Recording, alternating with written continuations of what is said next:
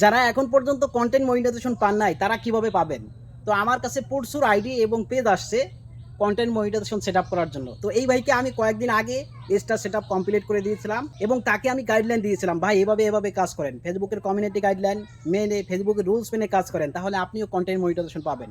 এখানে দেখতে পাচ্ছেন এই ভাই কন্টেন্ট মনিটাইজেশন পেয়েছে, তাহলে আপনি কেন পাচ্ছেন না? অবশ্যই আপনার কোনো না কোনো ভুল আছে, অবশ্যই ভুল আছে। যদি ভুল থাকে তাহলে কিন্তু হবে না। তাহলে কিন্তু আপনি কন্টেন্ট মনিটাইজেশন পাবেন না। ফেসবুকের কমিউনিটি গাইডলাইন, ফেসবুকের রুলস মানতে হবে। ফেসবুকের কমিউনিটি গাইডলাইন কি?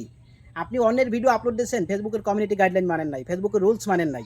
নিজের ভিডিও, নিজের ফটো, নিজের টেক্সট, নিজের স্টোরি সব কিছু এগুলো নিজের থাকতে হবে। অন্য কারো ভিডিও, ফটো, টেক্সট, স্টোরি এগুলো আপলোড দিয়ে আপনি কখনোই কন্টেন্ট মনিটাইজেশন পাবেন না। এখন সব কিছু রিয়েল হতে হবে, আপনার নিজস্ব ফুটেজ হতে হবে, কপিরাইট মিউজিক ব্যবহার করা যাবে না, অন্যের ফটো ব্যবহার করা যাবে না। এগুলো মেনে যদি আপনি ধৈর্য ধরে কাজ করতে পারেন তাহলে আপনি সফলতা পাবেন। অনেকে মনে করেন যে ভাই আমি তো সফলতা পাচ্ছি না, ১ মাস ২ মাস হয়েছে। ১ মাস ২ মাসে কিচ্ছু হবে না। মিনিমাম আপনার আইডি এবং পেজের ১৫০ প্লাস ভিডিও থাকতে হবে।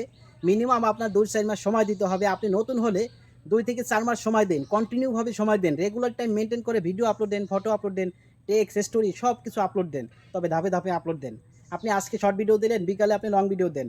অথবা আজকে শর্ট ভিডিও দিলেন, আগামীকাল আপনি লং ভিডিও দেন। তারপরের দিন আপনি ফটো দেন, তারপরে স্টোরি দেন, লেখা পোস্ট করেন। এভাবে